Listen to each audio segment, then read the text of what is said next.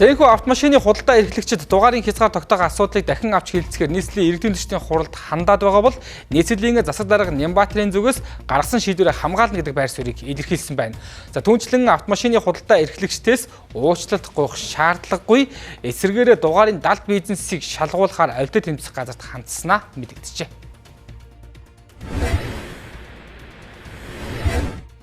Надад бол нэг төрөм төгрөг байхгүй, нэг төрөм төгрөгийн төрөнгөч байхгүй. Сүүлийн үед яг хэвлэлээр нэг төрөм төгрөг гаргуулах чинь гэдэг юм тийм нэг мушигсан гүйс юмнууд явж илээ.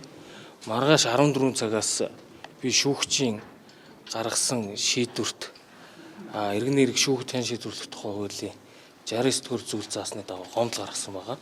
Маргааш 14 цагаас гомдол хэлцэхээр ийм л байгаа. Та юу нэг төгрөг гуйх шаардлага би ямар ч хин нэг хүнээс одоо уучлалт гуйх ямар шаардлагагүй. Ягаад тэгэхээр би бол өнөөдөр Улаанбаатар хотын замын хөдөлгөөний нөхцөл байдал ямар хувааг та бүхэн сайн мэдж байгаа тийм ээ. Тэгээд энэ импортлж байгаа хүмүүсийн хувьд бол хэд хэдэн одоо эрх зүйн зөрчлүүд гаргаад байгаа. Тухайлх юм бол татвар төлдөггүй тийм ээ. Хоёрдугаарт Монгол улсын одоо чанар стандарт хангахгүй ийм тээврийн хэрэгслүүдийг оруулж ирдэг. Дээр нь одоо хайбрид машинуудын тухайд дандаа нүүрсийн яндангүй машинуудыг оруулж ирдэг.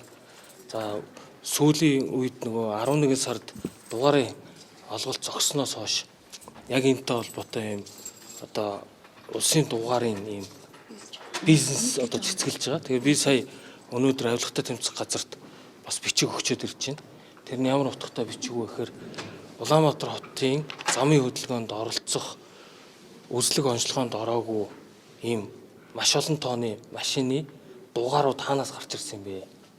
Өөрөөр хэлбэл автомашины дугаар бол заавал татвараа төлсөн, үзлэгт орсон, тийм ээ, даатгал хийлэгдсэн ийм машинуудын дугаар байх хэвээр. Энэ дээр би бол автотеврийн үндэсний төв болон автотеврийн онцлогооны төвүүдийг ийм одоо хүчингүй болсон дугааруудыг сэргээж ийм одоо дугаарын шагийн бизнес хийж яах гэдэг ийм хардлага байгаа. Дээр нь бас тодорхой баримтууд байгаа. Тэгээ энийхээ дагуу авилгатай тэмцэх газар энэ хуулийн албан байгууллага эдрийг шалгаж өгөөч гэдэг хүсэлтэд тавьсан.